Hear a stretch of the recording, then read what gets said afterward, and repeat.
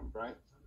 So there is a tool that is developed by people who like to analyze situations, and I use that tool, and it's called the SWOT, and I presented a little bit ahead of this time. So for a new brand engineer who comes out of school, he comes with lots of ideas, I want to have my hands on something, I want to develop something, I want to create a product, I want to do something, I want to be part of that design team, I want to be part of a solution. But then we encounter that there's so many things that we have to do that sometimes I feel like there is a little bit of disappointment in this. As you can see, we have what we call internal factors and what we have external factors. Internal factors is something that we can control, something that we have control on it. We can work on that. And external factors are the ones that we just don't have control on them. It's just something that we have to know about them. We need to understand what they are, and we have to work around them, right? So in my particular analysis, what I'm saying here is that what internal factors we have.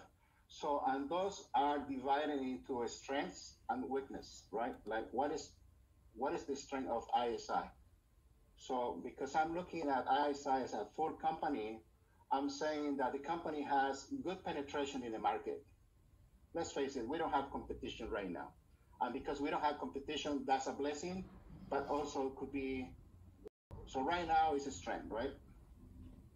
I think the strength of ISI is that we have some of the employees that are very good. Some of the employees have a lot of experience. The company internationally is well known as you know, everybody pretty much knows either through distributors or even through customers who've been in a surgery and they sort of kind of, without saying too much, to say, hey, I was operated by this machine and all I remember is a Da Vinci and that gives the company a name, just by the relation to it.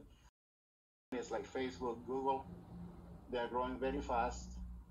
They are becoming attractive, right? And they are doing a lot of stuff. So I see that as a threat, right? That you know, that the global economy is dedicated to support social media. And that's Google, and that's Facebook, and that's us buying phones, and that's all buying applications. And I think the world is moving more into satisfaction for social media activities and less for medical activities. So what I'm trying to say here is that the economy in the United States is moving more into social media activities and less into engineering activities. So not now, but in a few years, we'll probably encounter that maybe engineers don't want to be engineers. Maybe they want to be, I don't know, application developers or application designers or something like that. So risk managed company, we worry too much about somebody getting injured. And I think that is good. And that to see an inefficiency when we develop new products. I think that at least in the vision side, we're always behind. And somehow I think we're always behind. We have this thing that is requirements, specifications, you know, tests and results, right? So on the risk, I think we are really more into for finding what failures are possible in the products that we develop, in the products that we work on, or the products that we change, right? So that's what I put the number one there. And then I said, you know, what? So, but we do participate quite a bit in requirements of design requirements. So you guys, most of you guys, that's basically what they do. You're working around that, you know, trying to satisfy the requirements of the design, right? And then you don't participate too much in this, but it goes around the same thing, you know, the line manufacturing specifications, right? The line manufacturing specifications that we have to develop. We develop a document that says, yeah, we shall have this. That being said, I think the thing is best if we do examples how to do things, right? So what I wanted to do is I didn't want to work on a product that we already have, but I want to work on a product that I think that would be good to have, and maybe not for ISI, but maybe for a company that is trying to create a system that is not very expensive I think that our system is very expensive, and I think our system is not something that when I create every model that I'm presenting here, I'm trying to be very careful that even our solid models are very clean. There is no mistakes in them. There is no errors in the everything, right? And also that I use a free CAD software to develop this. So I see that we quite often spend a lot of time, and this is incredible how much time we spend. And you don't like to see, maybe Bernie gets a little bit of it, but Eric does.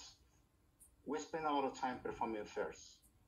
And personally, I think we gain very, very, very little with the FAIRs, but we spend tons of time and tons of money, right? It's just incredible. And also what it really bothers me is that we have tools in-house that we can use to make things simpler, but somehow we just don't use them. Most of us get to work with, change, or even review documentation coming from Germany. And the Germans like to use ISO standards for a lot of things, right? So I'm talking about the regular simple ISO standard 2788, right?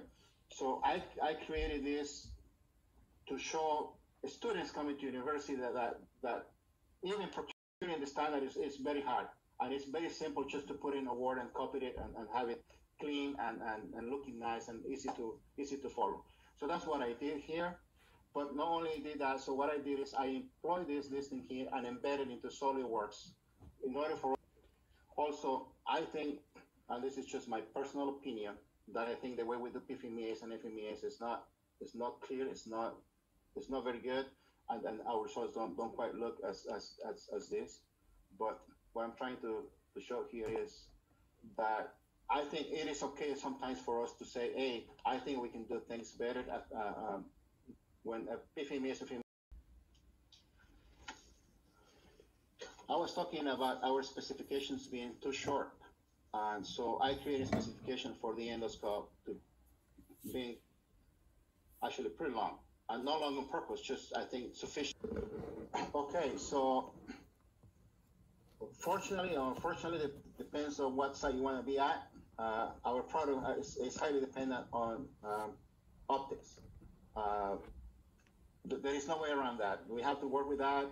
We are very fortunate that we have very good people working on things that are optical, but I think we should not limit ourselves to that. I think that we should be able to at least entertain the idea of knowing a little bit more about that. So here I'm using also a free software developed by Keyoptic. Working with the SP10 camera 98, and I've seen that a couple of engineers don't have a lot of concept of what a tolerance analysis is. So, and I found that too with my. Okay, so the CAD software that I'm using is called FreeCAD, and even its name says that it's free. Okay, it's a German company that designed this tool, and I want to tell you why this is designed the way it is. I honestly believe, and this is Juan Garcia saying, only Juan Garcia, nobody else, right? I honestly believe that having the camera in here is a mistake. It's a huge mistake. Here is what I don't agree that we actually care for the patient. I think that having the camera in there is a mistake because it's very fragile, and it doesn't matter what we do. I think the endoscope longevity is sacrifice. Yes, we have, and I do admit that the image quality of having a camera in the pistol is much better, but having a camera over here is not much worse. It is usable. It is usable such that when I look but when I get to review IS 3000 endoscopes, I get to see that they are very robust, right? We have a complaint from Japan, and the complaint was, hey Juan, this endoscope only lasts 10 years. Can you do it better? That was the complaint, right? So that sort of complaints, I love it. I love it when you can say, hey, I don't know about you, but 10 years to me seems like pretty sufficient, right? So that's what I was trying to say here, that just another concept that could work for a different system, different robot.